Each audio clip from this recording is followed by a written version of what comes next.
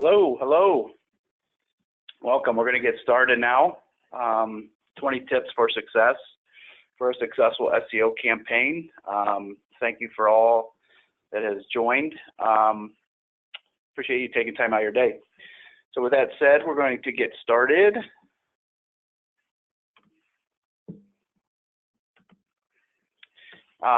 Presenting today is myself, Aaron G., and I'm the head of digital marketing here at Delta Media Group. My background is all digital marketing. I almost have 20 years in the industry as a vice president of sales with a local agency, digital agency here in town before coming on board with Delta about 2 years ago. Most of my background is digital marketing here. I manage a lot of the strategies for our clients, oversee our own marketing for Delta, and as well as some of the sales efforts with the marketing as well. We're going to have Mike Minard with us presenting, so let him introduce himself. Yeah, hello everybody. Like Aaron said, I'm Mike Minard. I'm president of Delta, and just a little bit of my background. Well, Aaron's a marketing guy. I'm the tech geek, if you will. My background's engineering, mathematics, and programming. Actually started up my first software company when I was in high school, and got into the real estate vertical about 20 years ago now, and so we've been at it ever since. But I have quite a few years ago took a keen interest in search engine optimization and growing traffic organically. So I come at it from a very technical angle, and Aaron kind of comes at it from the marketing side.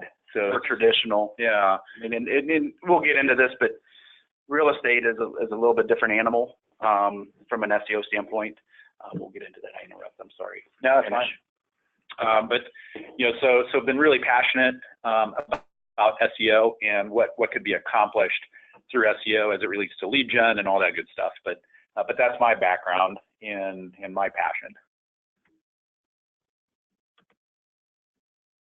I want to make sure that we take care of a little bit of housekeeping before we really get into the presentation.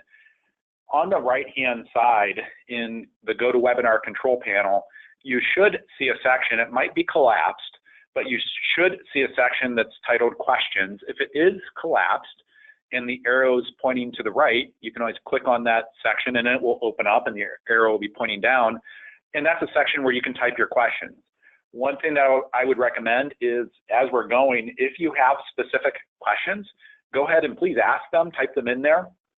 We're going to do our best to moderate those questions and address your questions as we're going through. We'll stop every now and then, or we'll have someone actually chime in and ask a question, and I'll introduce Franklin here in just a minute. But the other section there is a section that's titled Handouts. We do have a handout there. I would recommend downloading that. This was a handout that we did at a presentation, I don't know, a couple months ago or so. But this is a high level. Here are 20 things that we do pay attention to. So this really is what I would call meat and potatoes type presentation, something that you'd be able to walk away and take actionable things that you could take action with in your own business. And just to make sure, I want to go ahead and introduce Franklin. He'll be moderating the questions. Franklin, are you online? Just want to make sure you're there. Absolutely, I'm here. I'll be taking questions and chiming in whenever you guys take a break to ask questions. So please, everybody, feel free to send anything in, and we'll make sure we get to it. Okay, awesome. Thanks, Franklin. So let's go ahead and get going with this. One thing I do want to say as we do this presentation, it will be quite often, Aaron and I will sit down and we'll have conversations. And a lot of those times we'll be like, wow, we should have recorded that conversation. And so we will have a little bit of back and forth, not all the time, but as we go through this, but there will be some back and forth between us. And if we go back to the introductions, it's kind of like the two different perspectives we each bring to this.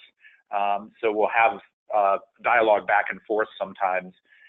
But also, were you going to mention about the session that we did? You want to go ahead and mention that and just why we're doing a longer version of it? Yeah. So we were at the Leading RE conference a month or so ago, and we did this, but it was a very abbreviated session. We only had 25 minutes to go through it, so we went through it very quick. Some of you folks that are on the call may have attended that, but we got really great feedback. A lot of people commented that it was one of the more informative sessions at Leading RE, so we really appreciated it. And so we wanted to do a webinar that takes a deeper dive, spends a little bit more time on each of the areas that we're going to cover, and then have adequate time for Q&A. So that's why we did it. Yeah, and let me mention something too. This isn't, don't expect, and I'm sure you don't expect a sales presentation here. We are not doing this to sell. This truly is informational.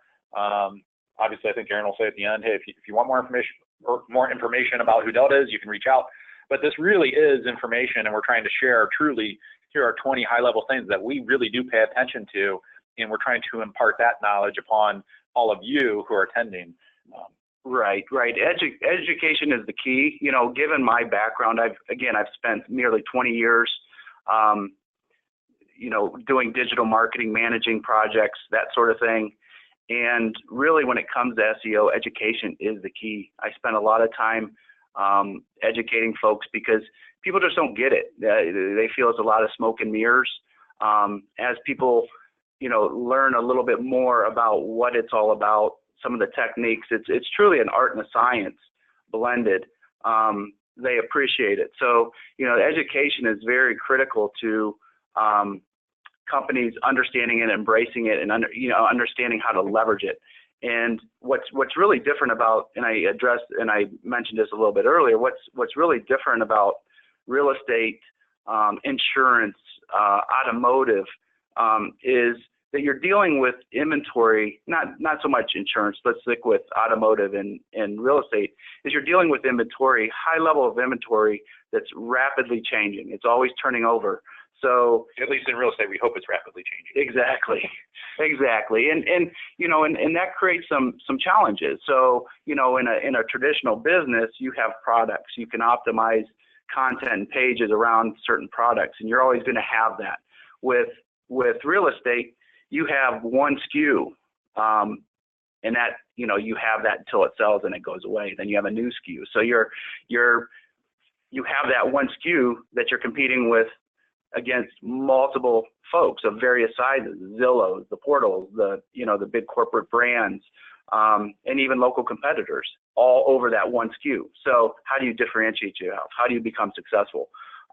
We have found a way to do that, and that's what we want to share. We want to share that it is possible, and you can compete with the portals. You just have to be a bit more strategic about it. So, why are we doing this? And I sort of have addressed that is, it is possible to compete. It is possible to do SEO in real estate and be effective.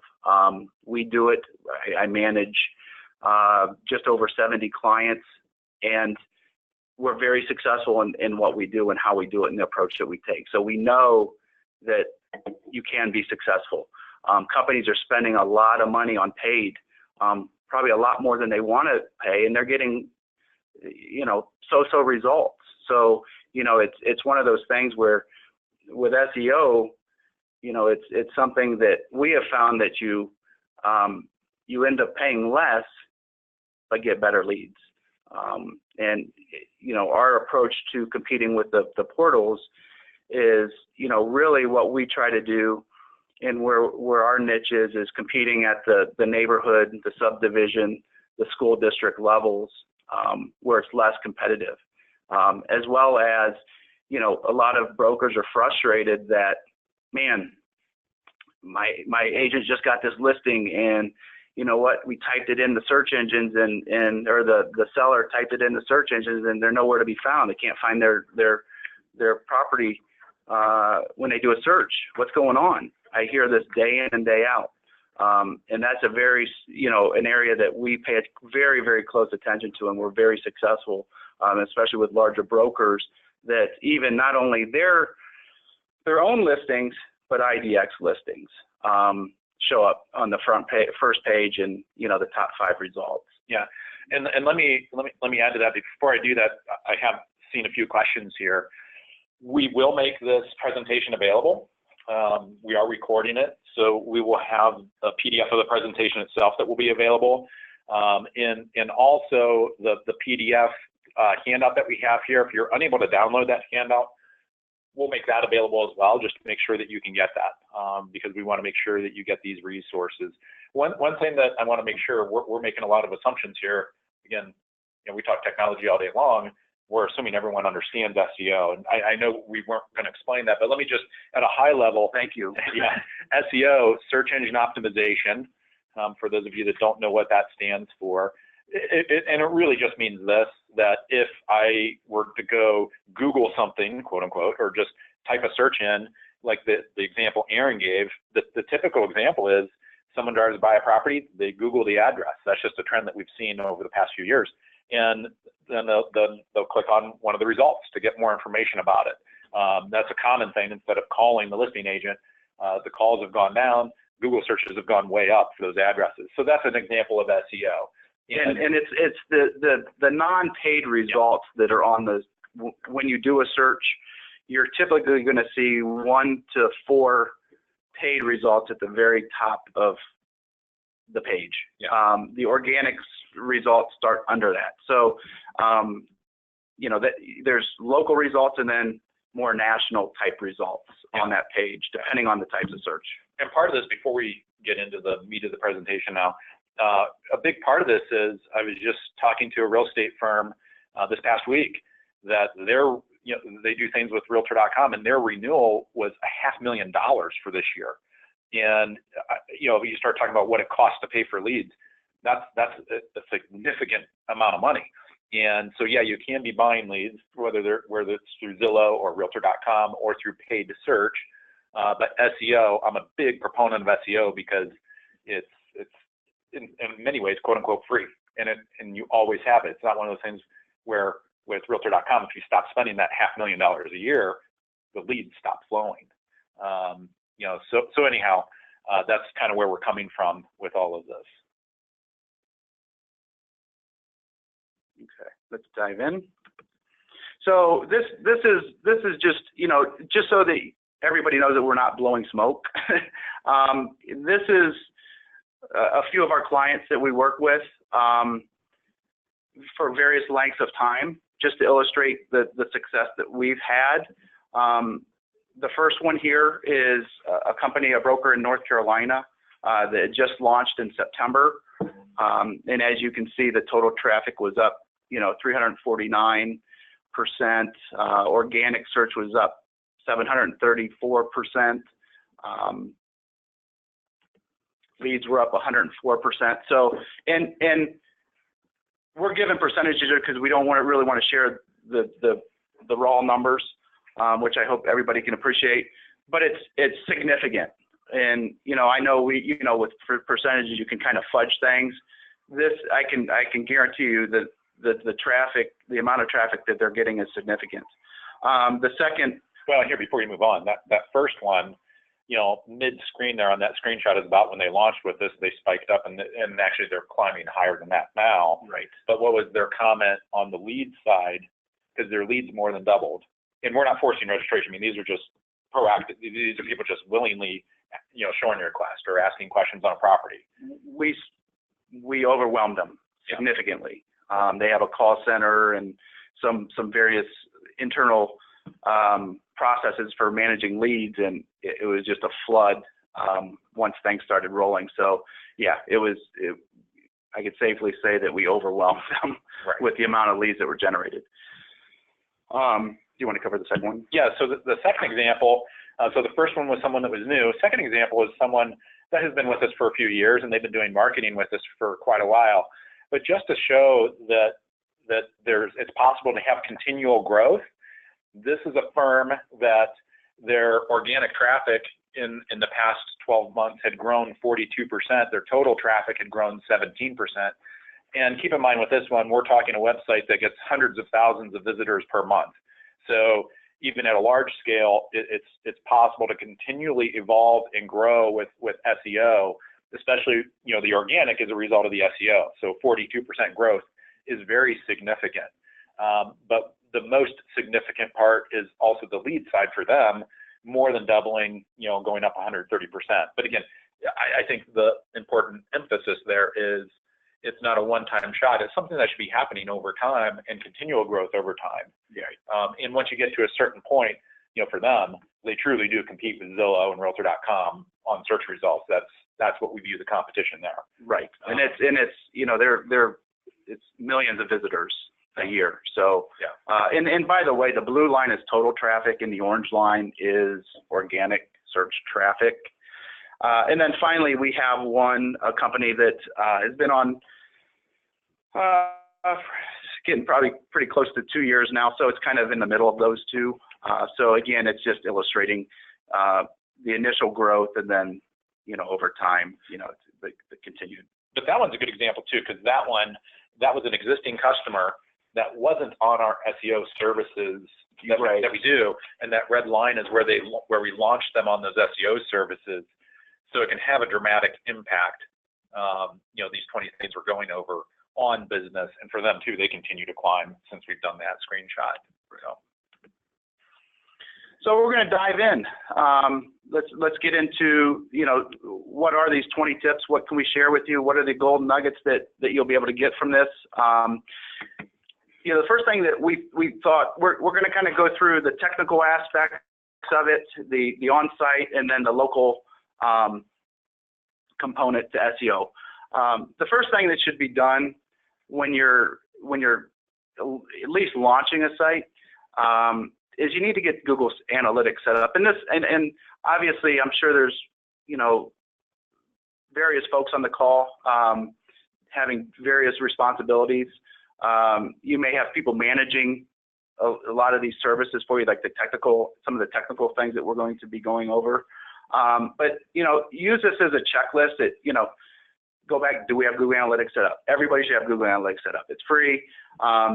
If you can't measure it, you can't manage it. So it's words to live by. I look at Google Analytics daily for a number of clients. It's, everything that we do is driven on data. And Google Analytics is a very robust analytics program. You can set up reports that automatically email to you. But at a very basic level, you should have it set up so you know how much traffic is coming to your site, where they're coming from, what channels. Is it organic? Is it direct? Is it referral? If you're doing advertising online, it's important to understand how much traffic is being generated from that particular place that you're going to be, where you're advertising. So, Google Analytics allows you to do that. It can seem, a lot of feedback that I get with people that aren't used to looking at analytics programs. It can be a little bit overwhelming, but there's a lot of kind of self-help stuff online that you can learn the basics. And it's fairly intuitive. You spend a few minutes into it. Yeah, and let me touch on something. You can go to the next slide, but let me touch on something as it relates to analytics. I don't expect anyone on this call to be an analytics expert. Really, whoever you're working with, you should expect them to be that expert. So even with very large firms, the director of marketing or director of IT, depends on the hats at the organizations, but people that understand marketing, I have found that even in top 20 firms in the country, real estate firms, they don't understand analytics. That's not their job though. So what we tend to do, and what you should expect from your provider, is that your provider can set up reports that would automatically email to you. So reports that are useful, that has useful information, things that you're tracking.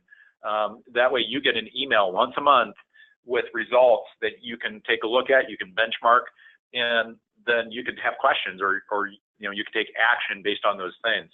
It's just really important to be paying attention to that side of it. And another side of this too is the Google Search Console. Again, this is something else that you don't need to know what it is, or understand it.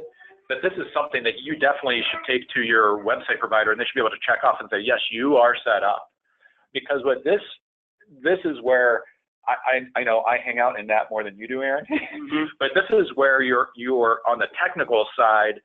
You can see issues. You can see issues like, is Google seeing problems with your mobile? In other words, the mobile view of your website, are they seeing sizing issues? Because it'll get reported there. Are they seeing issues with pages that can't get indexed or server errors? Again, things like that. And I actually have all those clients set up where I get a notification if there's issues right out of the Search Console. So, yeah, and the cool thing about it is whoever this individual is that's managing the website is they tell you they sort of tell you how to fix it. Right. So it's very helpful. It's not, they tell you, hey, there's a problem and it's a mystery how to fix it. It's basically they want you to fix it, and they tell you how to do that.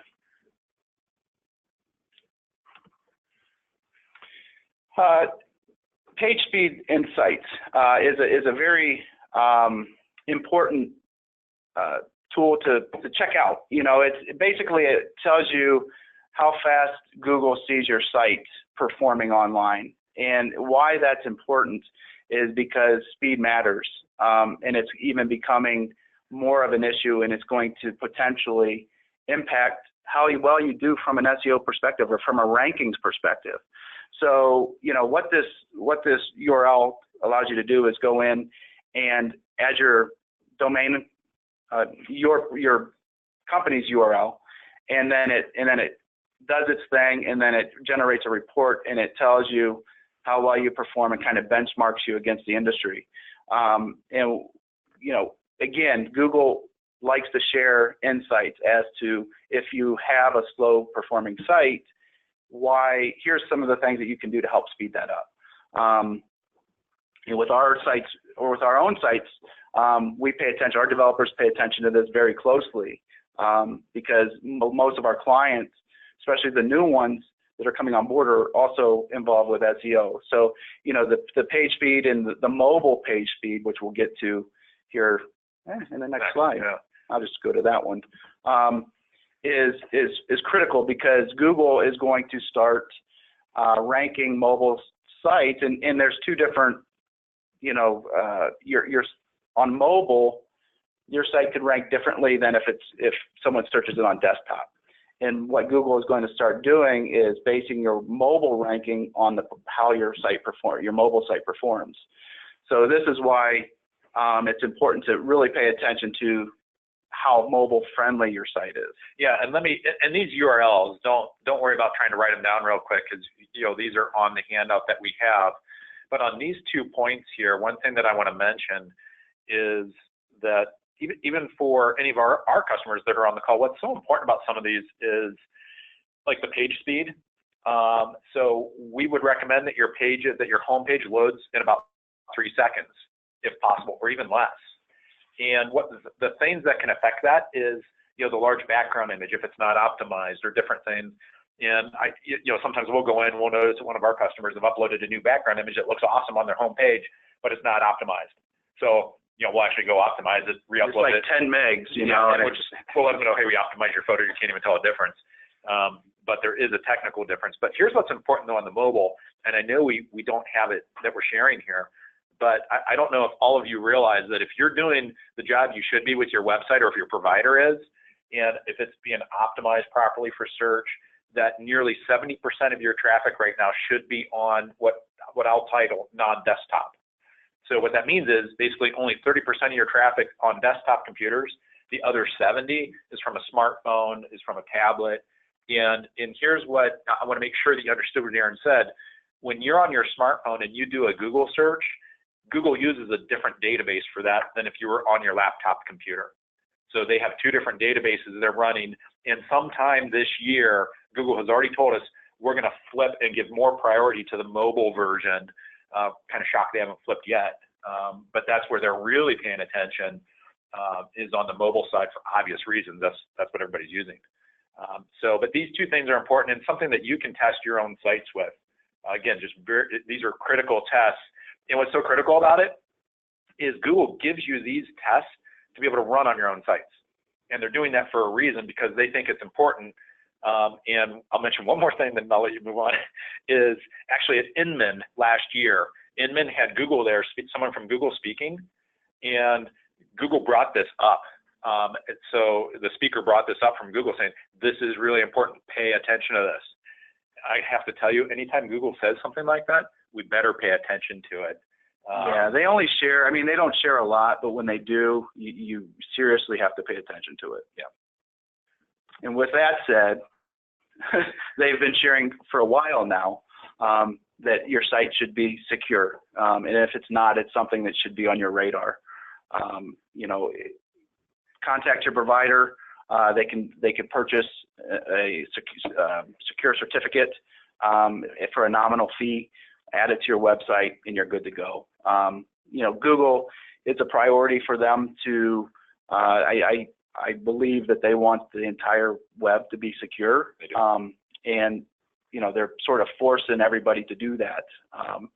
You know, they have announced, I think the last time I heard, they're going to, you know, start not necessarily penalizing, but start preference. Yeah, preference to sites that are secured as of July. Now that may change. Who knows? They sort of keep pushing it. So just make sure that it's on your radar if your site is not secure. Yeah, and that's something that's easy for your provider to do. It's very inexpensive to do in the grand scheme of things. But the other thing too, you have to think about it this way: whoever you're competing with in your local marketplace, you know, you want to be the one that is running a secure site, because it's just another tick mark that you could say, okay, it gives us a little more of an edge over our competitors. And keep in mind, Zillow is doing this already. Realtor.com is doing this, and we've been pushing our customers to do this for the past year and a half. Right. So the majority of ours are doing this. So. And none of this stuff is the silver bullet that's going to make a site, you know, perform extremely well. All of these are just small things that can be done to. It adds up. Yes, exactly. So, you know, Google shares about 30% of the stuff that we can be doing as SEOs to help a site, and they keep 70%, you know, secret. So, you know, these are the things that sort of the best practices and should be handled. Yeah. So actually, before you get started on this, we did have a question about, and it relates to this right here. I noticed one of the questions here that someone had typed in, and it was talked about local marketing or hyper-local marketing. Right.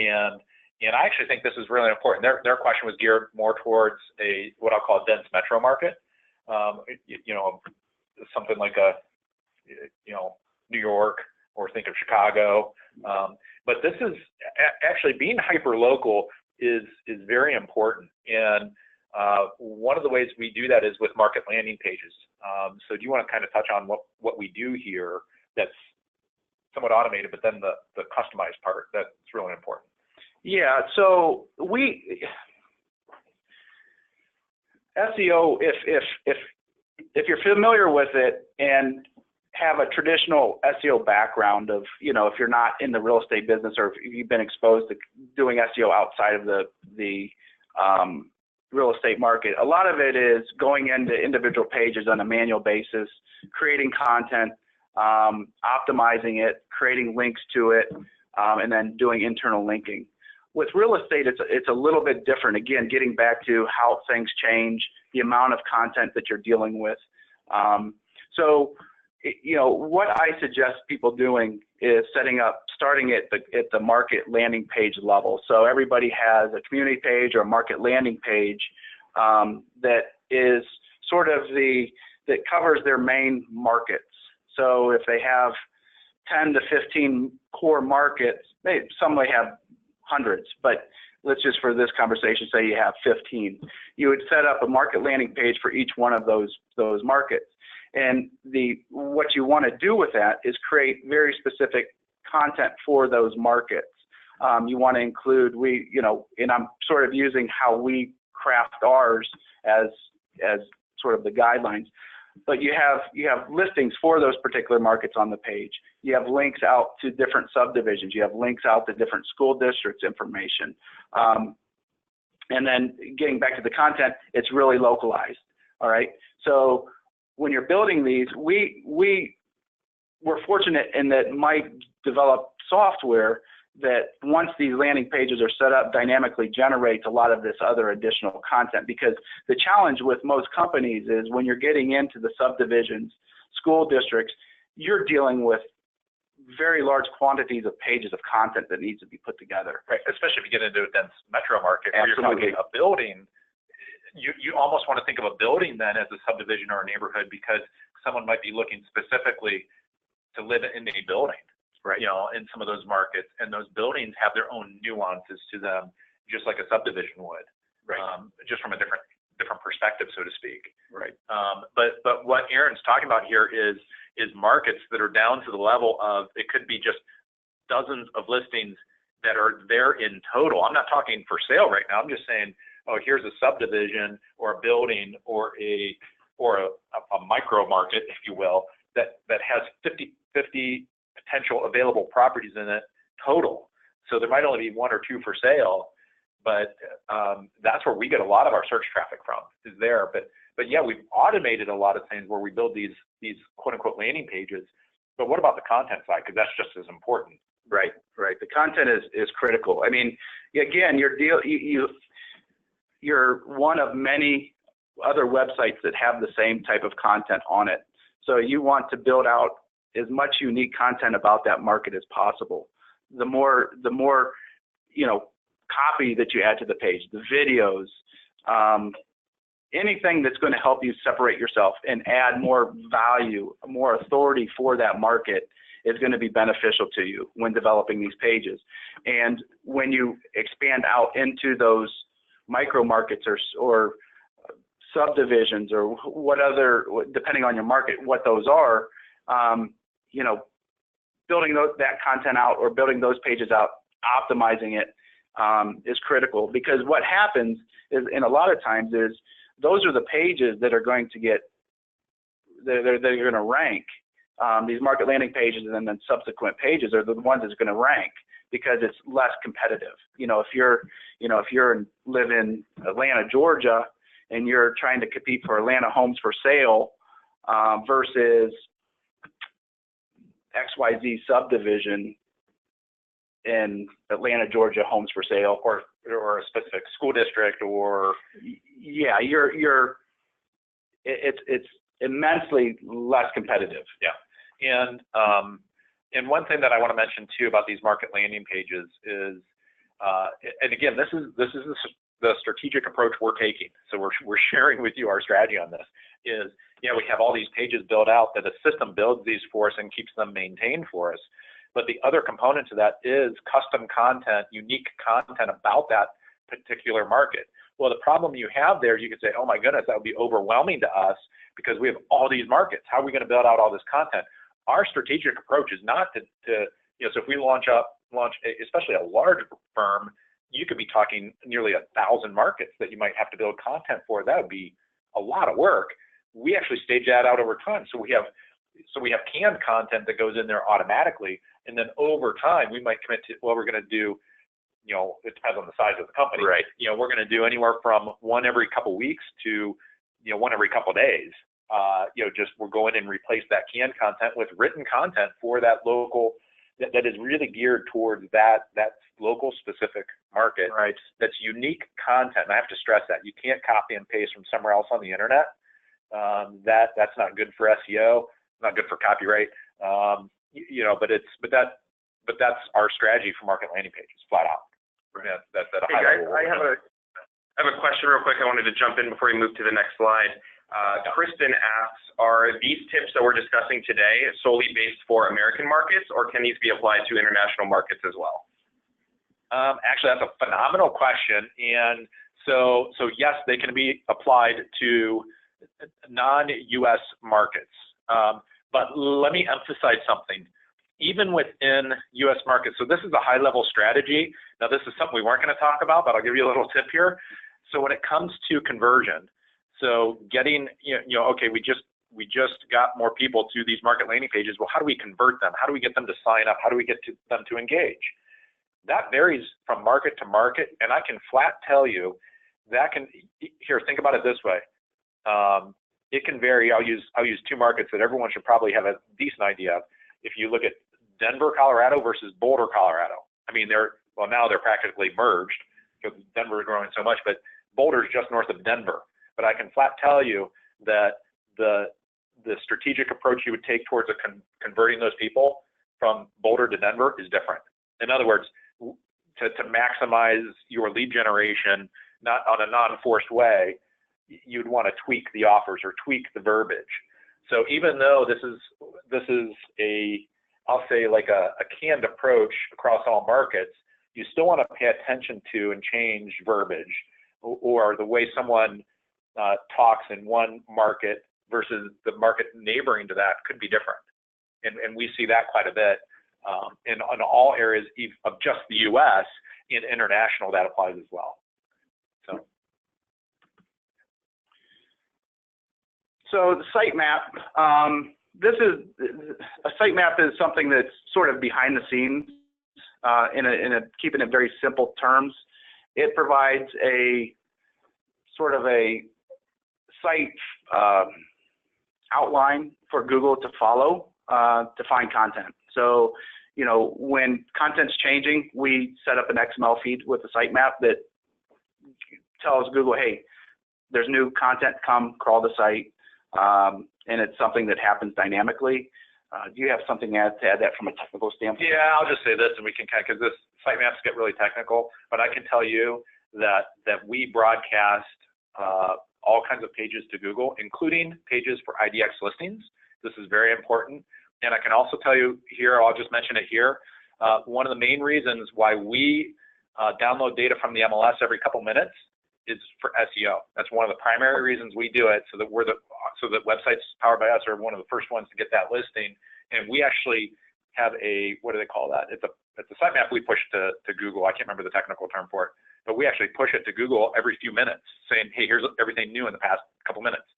And we do that all day long to Google on various websites. So sitemaps can be really important. Again, it's just one of those other small things. So it's not just a sitemap of, oh, here's our property search page.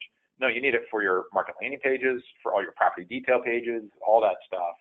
And again, it's with real estate, it's a little bit more complicated because of the turnover and the amount of volume that's going on the site. Yeah. Yep. Schema markup. This is something that's, you know, many may not really be familiar with. But what it is it adds context to you know, some of the elements within the website. So simple terms, if something that may resonate, office hours. There's code that can be added that basically that tells Google, okay, here's what the office hours are. And why that's important is if someone's typing in, you know, your company and is looking for office hours, Google can return those and a lot of times feature them in a snippet. Yeah, or here's another one. Have you ever done a search in your own market where you're searching, hey, open houses this coming weekend in Jackson Township here, or in Stark County or whatever? In the Google search results, you'll see, oh, here's the upcoming open houses. Well, how in the world are they doing that? They're doing it with this. So, with schema markup, it doesn't guarantee that you'll be there, but you definitely have much better odds with schema markup. So that relates to open houses. It relates to places of business. It relates to realtors. You can broadcast through schema markup that someone's a realtor. All kinds of different things. So that, again, this is something that you should not be worrying about unless you're doing your own website, that your tech provider definitely should be worried about this and paying attention to it. We've been playing with it, I think we're about 3 years now into it or longer. And we're continually tweaking how we do it because it is constantly evolving right now. But that's one of those small things that's important. All right. Oh, and one more thing though is with schema markup, if you do it well on your site, you can be a featured search result on Google too.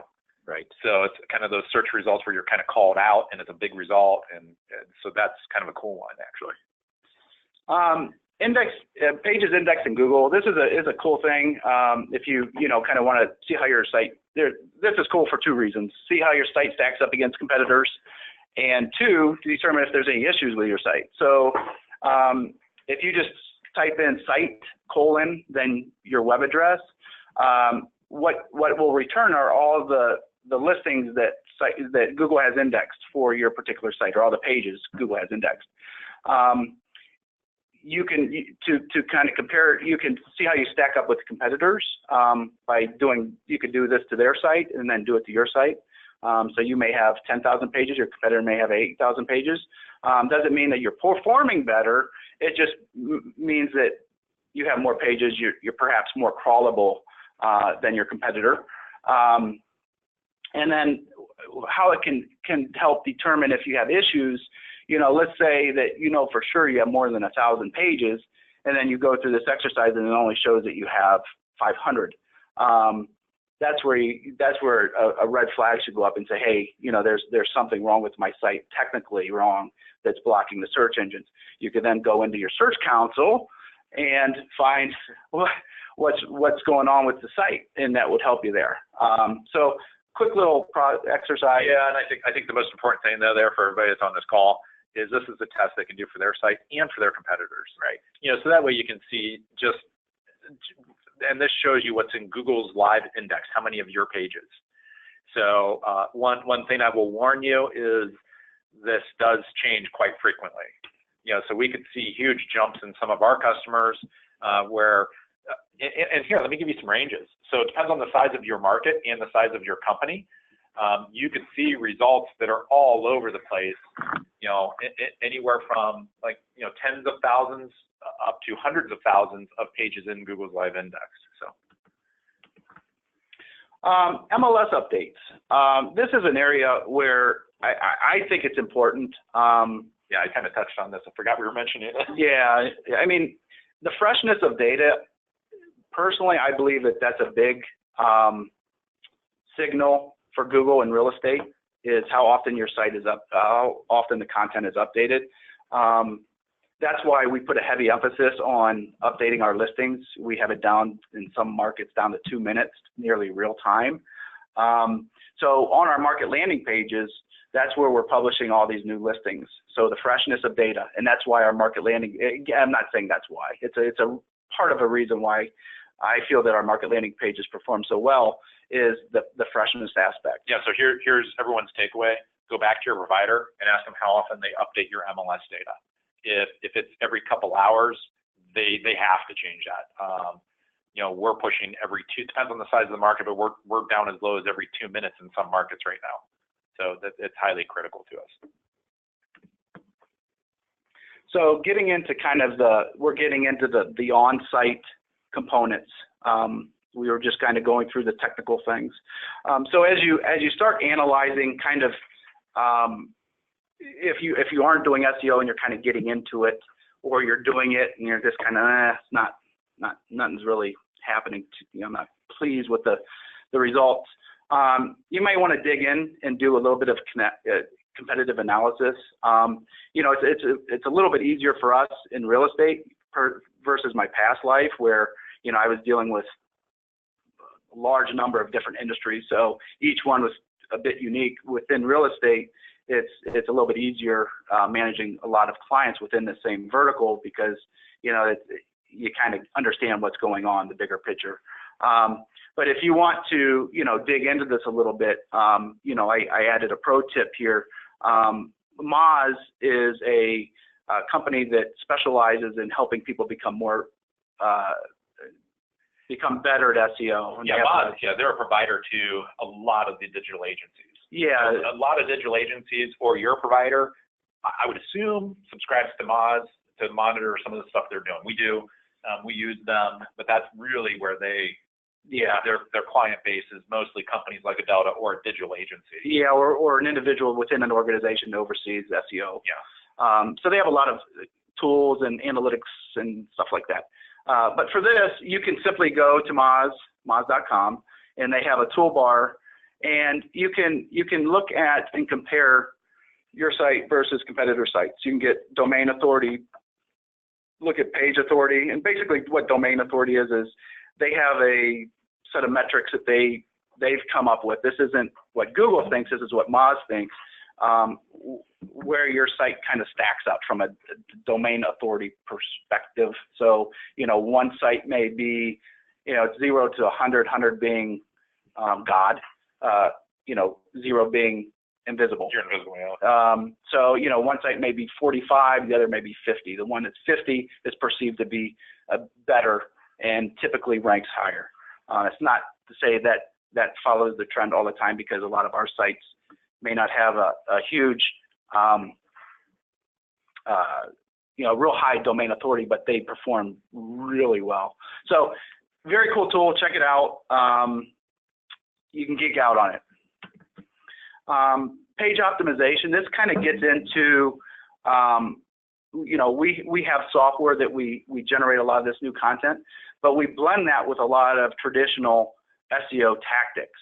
So we're on a monthly basis, quarterly basis, going into sites and actually optimizing page titles, H1s, content, image tags, and optimizing. When I say optimizing, I'm making them more search engine friendly and adding, specific keywords and themes.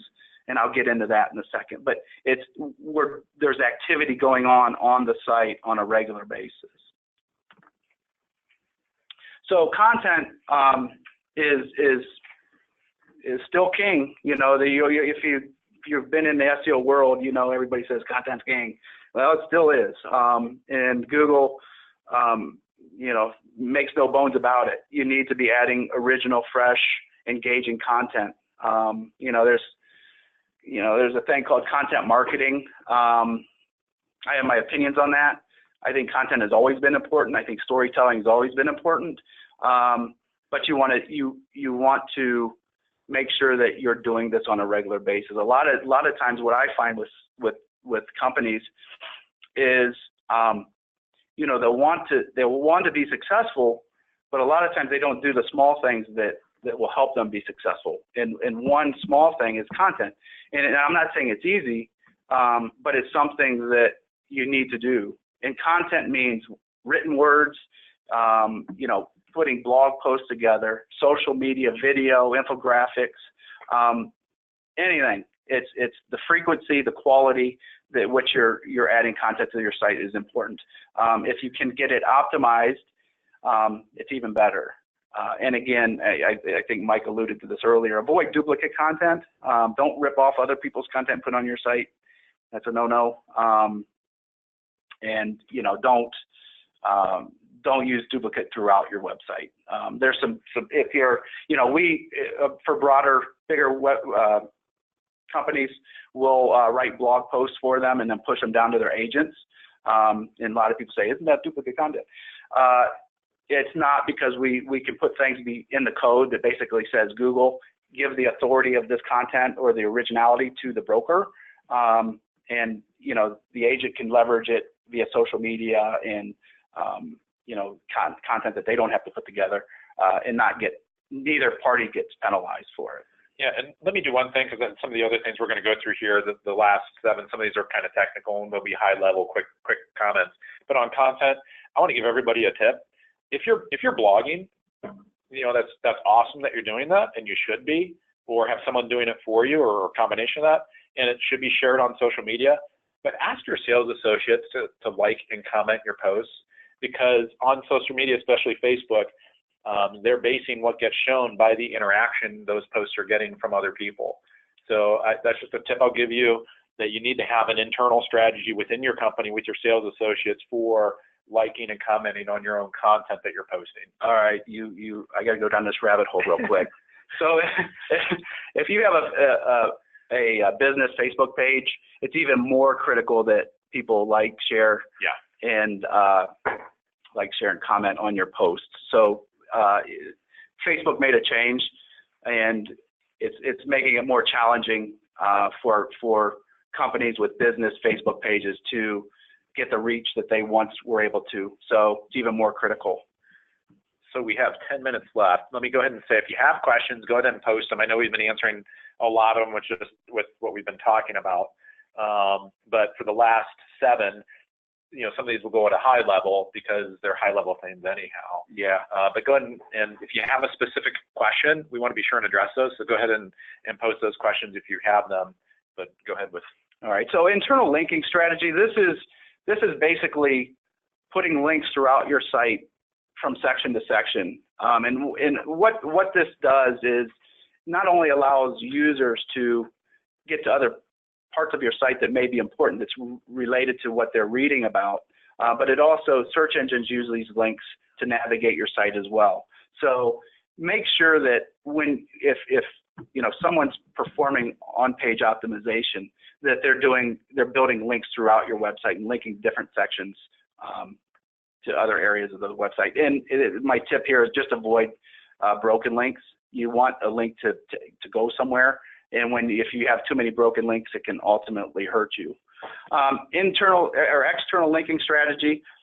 This is probably one of the, in the whole world of SEO, this is up there with content. It's how many inbound links you have coming to your website. It gives your site higher authority the more that you have. So in real estate, I don't find this as much as a challenge as other industries, but just the nature of it, with sales associates generating links from chambers and just the affiliations within communities generates a lot of backlinks. So we don't necessarily spend a ton of time on that. But if you're looking to, if you're want to dig into it, you certainly can, and it will help you boost your page. Image optimization, about a third of searches in Google are image searches. So optimize, basically there's an alt tag that's associated with images. Make sure that you basically show what the image is about. Like for instance, if you have a picture of a listing, we add the address and the MLS number. That's to the alt tag. Yeah, and actually this is really important for accessibility. Exactly. Which there's some legal ramifications if you aren't, making your websites accessible to people, people that are blind, people that are, they still use websites. And so the readers use the alt tags on images and things like that so they're still usable. So there's also a legal side to that, not just SEO. Exactly. Clear calls to action and conversion points. This is sort of a no-brainer. You want to get, you're investing money in getting people to the website. Now, you need to make sure that it's easy for them to convert. So, making sure that, the calls or action are clear. You're guiding the user to what you want them to ultimately do. So if it's just email a question or want a showing for a particular listing, you have to make sure that it's not tough for them to get to that. You want to make it as streamlined as possible. So the last three slides are going to be covering, kind of going over like local SEO. So this is the three-pack that you typically see, that, under the ads, or it can actually be shuffled down the page within the national results. But it's a lot of times if you're, searching for city plus realtor, if I'm looking for Canton, Ohio realtors, you'll see like a three-pack of listings in their local companies. You want to make sure the biggest takeaway for this is you want to claim all of your the different directories, search engines, the Google My Business, Facebook, LinkedIn, Bing Places. Yeah, this is important though. I mean, you'd be shocked at how many people that don't do this. Oh yeah, because here, especially with Siri and with what's Google's assistant. I'm a Apple person, but anyhow, Siri. If I'm going someplace, you know what I do? Hey Siri, I need to go to this real stuff, and actually Siri's picking up on my phone, so I better. But anyhow, it's so important that your address is correct, because I just did it driving here. I needed to call someone, didn't have them in my phone book, a company, and I just did the Hey Siri thing. Hopefully she doesn't pick up again. And hey, I need to call so and so, and it did. So this is why your business listings are important, because it's that data that Siri's using and that Google's using. Right. Yeah. I mean, you definitely want to claim them because that again, it gives you authority at a local level, especially with Google, and kind of getting into what you're talking about. your NAP, name, address, phone number.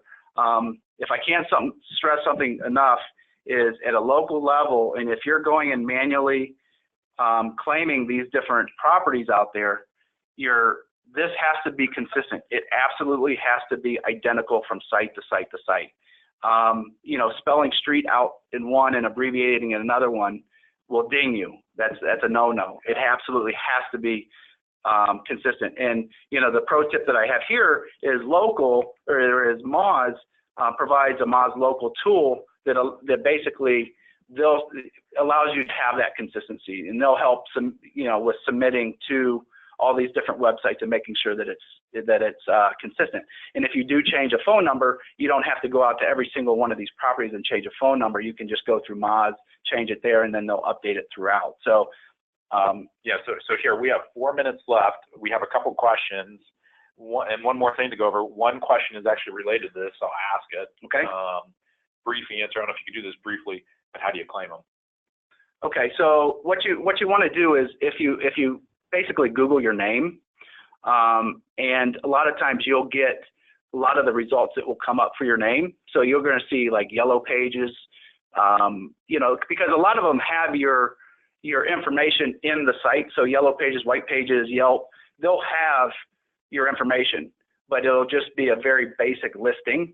And then right on, if you click on it, right on the page, it'll say claim this page.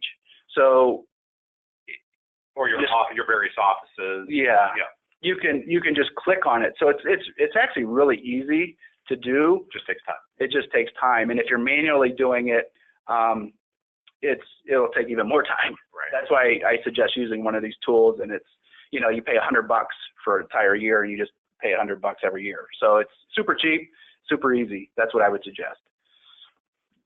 Yeah, let's go ahead and do the last one, and then we can address some of these other questions. Yeah, finally, just ask for reviews. It needs to be part of your sales process, and not only on site, but in Google, as well as Facebook. You have to have strategies around this because, again, reviews in Google help you from a local SEO perspective.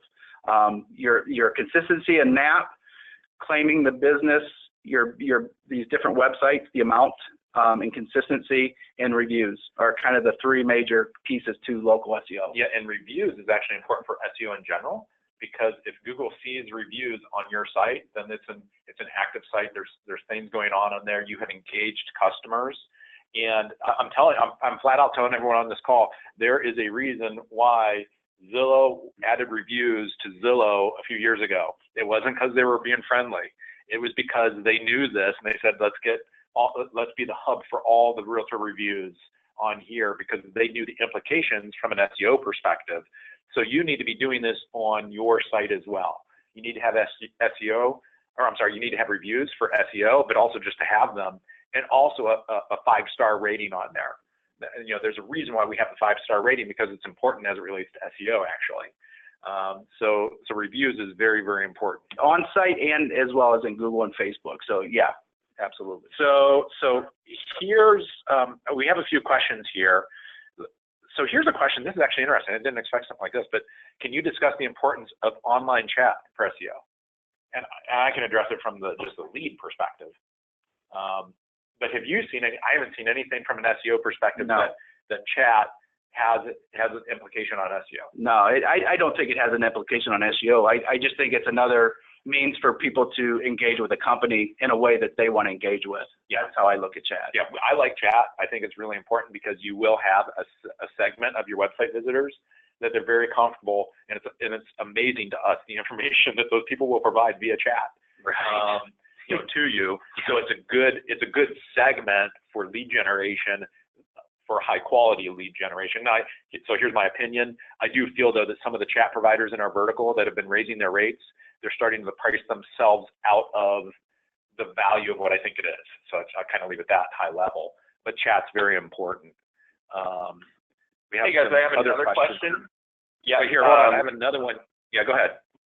Oh, sorry. I was just going to say, Kathy had asked us, said this was great information, and she was curious how much of these 20 tips does Delta provide to clients, or can we provide to our clients?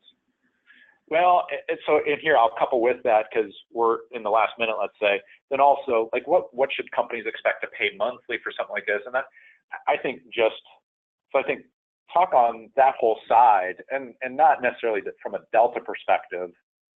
I mean, I know from my previous life, and this is just working with more traditional, not real estate companies. I mean, companies would pay anywhere from $1,000 to up north of $10,000 a month for these types of services. Now, when you get up into those higher numbers, you're dealing with a lot larger sites.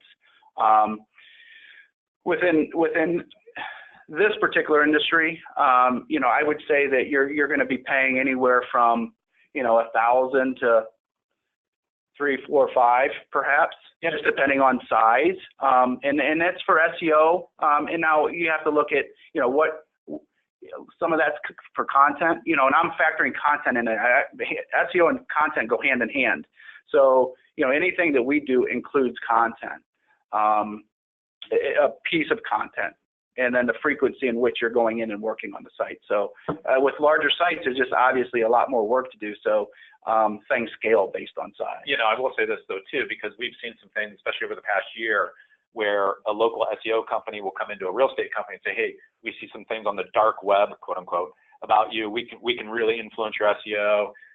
That's a bunch of hogwash. It's not true. You know, but we've run into that a few times actually in the past few years with some of our clients. You know, but what's important too is this doesn't have to be, you know, so for all of you on the call, this doesn't have to be an all or nothing type relationship with whomever you have working on your SEO. As a matter of fact, we really like it when it's a collaborative effort. A lot of our, especially our large clients, they have internal staff or local staff that's doing some things for them, but it's coordinated. So we're not stepping on each other's toes, where we might be doing some blog posts for them, but they have local staff that's doing it as well. But the calendars are coordinated, including the content or the subject of the posts. Right. So they know what's going on. So they're not working on stuff that we're working on. You know, so that's an important way to look at it. The other thing too is just make sure that whomever you're using for SEO, that they're writing local, you know, that they have local resources that they can utilize, because I know we do all across the country, you know, but that's an important component. You know, we couldn't write all of that out of Canton, Ohio, like for Texas or for California or for really anywhere. Local is so important. That local expertise is so important. And there's one other question, you know, as far as I think let me just answer Kathy's. I think Kathy asked how much of this do we utilize. I basically built these 20 tips from how I work or how we approach SEO. So we follow this. I follow this. Our team follows this. So yes, we do this. We do this. Now, obviously, there are different budgets, though. Right. So, you know, no one has an infinite budget. We would like to for marketing. I would too for Delta. You know, but one thing that I would say, and we'll kind of leave it with this, unless you have anything to add, Aaron, is the one thing that we really need to do is, as you do some of these things, be sure that you're measuring the results. And you know, you need to do that. That's why we started with Google Analytics and understanding what's going on. You know, so you have to measure the results. You have to know what's going on with whatever initiative that you're doing, because I mean, let's face it, it's hard-earned money that you're spending, and you need an ROI on the marketing dollars you're spending. So yeah, and it's beautiful. You know, that's the beauty with digital marketing is everything's measurable, right? You just have to have Google Analytics set up. But you can measure it and you can see what's working, what's not. And, you know, if it's not working, shut it down. But a lot of people don't understand how to measure it. And they're just spending all this money and they're just wasting it. So I hope this helps. Are we done? Yeah, I think that's it. Fantastic. You know, feel free, I guess, to reach out if you have any additional questions. I'm always available. Yeah, and we'll follow up with an email with links to some of the things that we mentioned that we were going to send out. That, like Aaron said, feel free to reach out with any questions. We'd be happy to answer them. Hopefully you got something from this. This literally is a portion of the roadmap that we use internally for clients, and we just felt felt compelled to share the information with everybody. Right. So good and useful. So. And there's a survey, 4 questions, super easy. I hate doing surveys, so I put it together and I made it like, it'll take you less than 1 minute. So if you can do that, I'd really appreciate it. Just make sure that, you know, we're on track on the kind of information that we're putting out there. So thanks again, and have a good day. Thanks. Thanks. Bye, everybody. Thank you, everybody.